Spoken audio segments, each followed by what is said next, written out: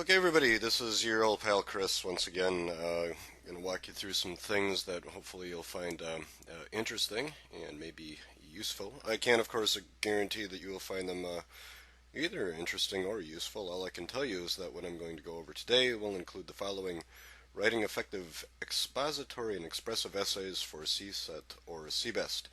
Now, you should have opened this up in, I believe, Adobe Acrobat Reader, and I don't know if you have this little toolbar over here, but I want to go ahead and drag that out for you just for a second to point a couple of things out.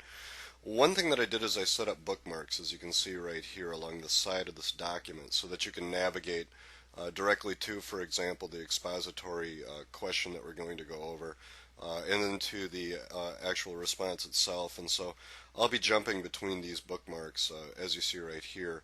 And in fact, I'm going to just go ahead and leave this little bookmarks tab open right here. If you're not able to see that, or you're not able to work with it, then what you'll have to do is just pause the video and go to the appropriate page that I tell you to go to. So that's enough of the technical information. What we need to do now is begin our work, and let me tell you what we're going to do. You can read this introduction for yourself. All it does is explain basically what it is that we're going to be doing. Let me pause for 1 second. I'll have to do that occasionally to clear my throat. You don't want that in your ears, believe me.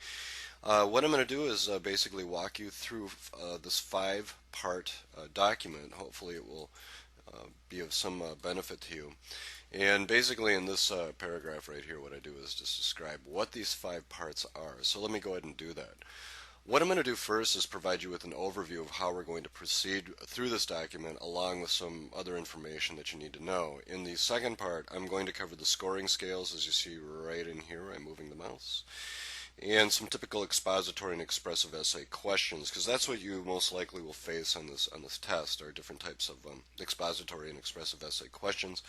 And the third section, I will actually dig around in those expository responses to see if there are any merits or detriments, and there are, of course, both. Fourth, I'm going to go over the expressive essays. Note that I tend to call those persuasive essays. I think that better captures exactly what it is that you're being asked to do on that particular style of question. And I'm going to do the same type of analysis that you'll see in part 3. So it's really parts 3 and 4 where we actually do the review of the essays. And the last thing that I'm going to do is end with some recommendations and reminders in part 5. That'll be a really, really brief video. Okay, well, without further ado, why don't we go ahead and start our work, if we could. And so in this section, what I'm going to do is just introduce you to CSET and CBEST writing. And there are mainly 5 things I'm going to cover in this part of the video, in part 1. First of all, knowing how to brainstorm quickly on these questions and the types of questions you're going to be given will be very helpful, so I'll cover that first. Understanding how to organize your writing into a logical scheme is extremely important on these tests, and so I'm going to cover that. Third, I will go over in this section information related to formulaic writing that is tailored to the given audience and the question, because it's not creative writing that you're asked to do. You're writing for a very specific purpose, and that purpose is to pass a test. We'll look at avoiding common errors in usage. I want to highlight that for a second. I'm not going to be able to provide you with a full review of English grammar, since neither you nor I have the patience to do that. I will certainly describe things that are grammatically incorrect for you, but mainly I'm going to focus on style. There's a style that's really underneath these essays, and there's a style that they're looking for when it comes to scoring 3 and 4. It seems, I didn't make the test, so I can't tell you for sure, but just based on what I'm looking at, it seems that there is some kind of underlying style that they want from you, and I'll show you what that is. And then the last thing that we'll do is review some common essays and analyze answers, but that's going to be pretty much throughout the rest of these videos. So let's just start with what's in part 1. Well, the first thing that you should have noticed is that most of the items on that list are part of the writing process, and that's how I would approach this. Before I even put pen to paper, I would be doing things like this. I would begin brainstorming and drafting. In this case, drafting will be organizing your ideas. I would even start to revise your ideas according to some outlines that I'll show you. I'd begin to edit grammar, but in this case, rather than grammar, it's going to be editing style that I will put forth, and then finally you'll put pen to paper and write up the answer. Now, you don't have to do this. This is just a suggestion, as everything in these videos will be nothing more than a suggestion. So, just as a refresher and a really brief one, remember what brainstorming is. I'm still on page 1 and down at the bottom here. Brainstorming is just simply where you're going to read the question and maybe look at it as a topic and try to generate some ideas before you do anything else. So go to page 2 if you would. And you can read all the stuff I'm skipping over, of course.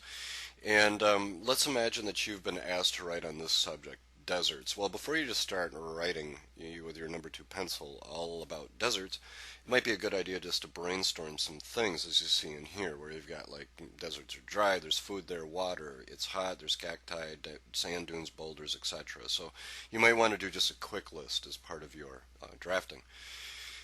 Once you have that, or pardon me, as part of your brainstorming, now once you have that list down, the next thing that you want to do is the second part of the writing process, drafting, which in CBEST or CSET land would be best termed organization. So now you're going to start to organize your writing.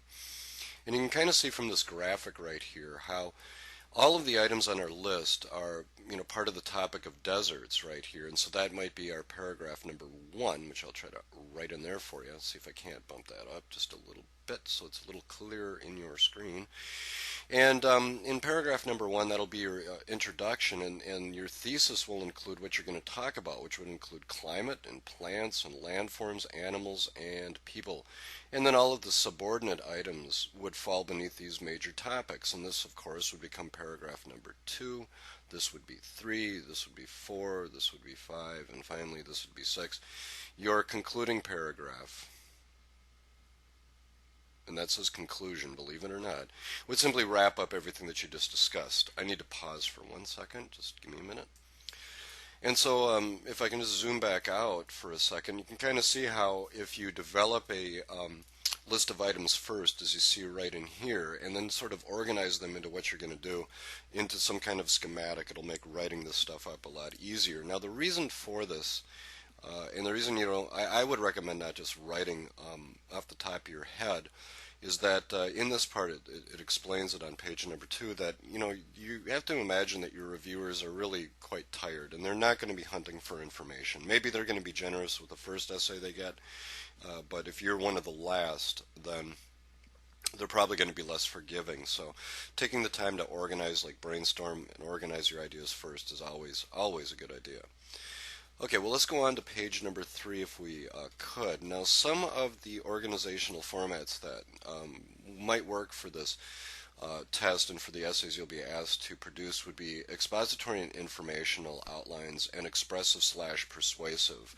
What's the big deal with the slashes? Like you see expository slash informational. I think informational is a better term for this type of essay. So one of them might be an informational one, where you're just going to produce a traditional outline as you see here, or compare and contrast, or a problem solution diagram.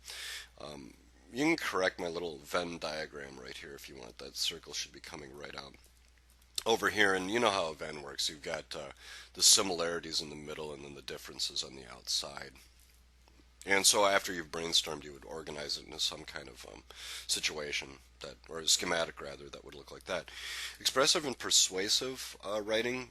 I think persuasive is a better way to view the second essay, and the persuasive form's a little bit different from that outline, the academic form that we'll see a little bit later, in that you want to grab the reader's attention, appeal to their logic or emotion, and then call them to some kind of action. The actual question that we'll look at that I would term persuasive would probably be best met with a T-chart, because you're asked to do like a compare and contrast between childhood and adulthood, but not for similarities and differences. That's why the Venn is out. That you're asked to describe like a career you imagined as a child, and you would list out all of the supporting details here, and then whether or not you wanted that career as an adult, and then state why it is or is not your chosen career at the present day. So persuasive essays are a little different from what you see above. You're just really developing or offering information to a reader, as you see right up here. But in expressive and persuasive, you're trying to convince them of something. And I know you want to write convincingly no matter what, but the expressives are a little bit more involved than that. Okay, one pause, excuse me. Okay, another thing that I want to tell you is that formulaic writing is really what this is all about. I've got like 3 words for you. It's not creative writing, everybody. I would try to organize this stuff in such a way that it's just a formula to make it easier. If you would please now turn to page number 4. Let me show you what I mean. Remember, you're going to have an informational or expository essay, and the format for that really is, one that you're familiar with. It's most likely going to follow an introduction and a thesis. I would always recommend having a 3-part thesis, and I'll introduce what that means a little later. And then in paragraph 2, 3, and 4, you simply describe the thesis elements you laid out from the introduction, and then you just wrap it up. But as we just saw, the persuasive form is a little bit different. So once again, brainstorming and then organizing your quick writes or your quick lists into some organizational pattern or form, depending on the type of essay you're given, be it expository or persuasive, I think is extremely, extremely useful. We'll get more into that in part 2 and subsequent videos. Okay, the next item to consider, and it looks like we are on page number 4 still, is usage and style. And like I said, I'm not going to go over English grammar with you. What I want to do instead is cover something that you might not be aware of related to style. There is a formulaic way of constructing your paragraphs that's extremely effective, and I see it reflected in the publicly available responses that they have, and that has to do with sentence branching. Some sentences have no branch, some have left, some have mid, and some have right. Here's some quick examples of those. A sentence with no branch in it is one like this. I want some chocolate. This is a simple statement, subject, verb, object. Left branches, however, are things like this. Here we have like a gerund phrase, and a gerund is simply an ing introduction. An ing introduction, listen to me. It's a verb that you attach ing to and sort of use it as a noun. This is actually a phrasal verb. Well, who cares? Look, waking up in a panic, comma, I hungered for chocolate. So it sort of adds a sense of urgency onto that simple statement, I hungered for chocolate right here. A mid-branch will fall between our subject verb and our prepositional phrase over here, like I hungered as I lay dreaming and deeply sleeping for some chocolate. Here we have what's actually a right branch. I need to go in and correct that. I'll go ahead and do that right now, and you should also correct it on your copy. Just give me a second. This is an example of a right branch right here, not a left, as I have erroneously stated. So let me get in there and sort of touch that up. But you can see that what it says. It says, I'll never eat chocolate again, comma, as long as I live. So let me go ahead and fix that. I'll amend it to a right branch. How do we ever live without computers is my question. So let me go ahead and save that. So the point is this. I know it really doesn't seem like much, but look in the middle of page, or toward the bottom of page 4 here. Here we have a paragraph that has virtually no branches in it whatsoever. And let me read it to you. It says, this paragraph includes no branches. The writer is stomping through the essay. The essay seems to drone on and on and on. Style was clearly last on this writer's list. I am actually getting very sleepy. I feel like I am being marched over a cliff. I can't resist, though I am. And then there's some snores in there. It's a little silly, but look at the varied branches and the effect. Here's a no branch, a sentence that does not have a branch in it. This paragraph includes branches. There's no branch there. Here comes a left branch. Rather than stomping through the essay, the author has actually given style some thought. The paragraph, while clearly not worthy of an award, is not quite as boring as the first example. Varied branches are the key. Here's a right branch, just as green olives and pepperoni are essential on a pizza. Well, they are for me anyway, and all of those branches break up the monotony of a paragraph. So I don't want you to agonize over this, but turn the page to page number 5 now, if you would. Some pre-planning is always, always useful. So maybe what you want to do is just sort of sketch out a map how you intend to branch your sentences. Paragraph 1 might have no branch, left, right, and mid. Paragraph 2 will have left, right, mid, and no. And we'll look at this in context, but like I said, I don't want you to stress over this. There's absolutely no point in that. All I want you to do is just be mindful of branching. That's it. Okay, well, the next part of part 1 are some common questions, responses, and scoring. Well, let's talk about scoring first. Your essays will be read according to criteria. And those criteria will be following the list that we see here: the rhetorical force of your argument, the organization of your essay, how you've supported and developed the points in your essay, how you've handled usage, how you've handled structure and convention. Really, structure and convention is all about like grammar and so forth, and whether or not your response was appropriate. So if you go through this list, rhetorical force is really a matter of, did you just focus your essay? Organization we've already looked at. Do you have a logical sequence to your arguments? Did you develop things in depth? Did you pay attention to word choice? Was your sentence branching effective? Did you avoid common grammar errors? And then finally, did you address the topic? This is the appropriateness part. And did you target this to a given audience, whatever audience was stated in the question? If you turn to page number 6, you can look through what they are looking for in a 4, and so this would be a good time for me to introduce like the scoring scale. I've not found any official information about how these things are going to be scored in lieu of what's passing and what's not.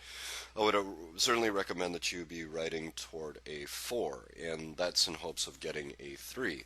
So if you look at the criteria for a 4, go ahead and read that over. We'll dissect this in a little bit more detail later on. I don't want to spend too much energy doing that right now, but if you just read through this, you can see that it's following that list that we just looked at, and since we're aiming for a 4, those are the criteria that will apply to the questions when we get to them.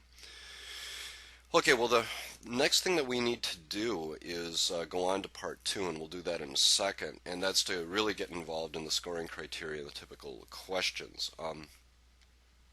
The way that we'll proceed through that is when we get into the actual answers that we're going to look at, we'll be reviewing the questions and understanding the task, reading the responses, and considering titles for the essays, the responses that we're going to dissect, and we'll analyze the organizational pattern, and we'll even deconstruct a question like the ones that received a 4 in a lot more detail so that you can see how they were put together. But our next task, everybody, is to do part 2. And that is to review the scoring scale criteria and the typical questions, and we'll pick that up in about 2 seconds, okay? So we'll see you back here in a minute.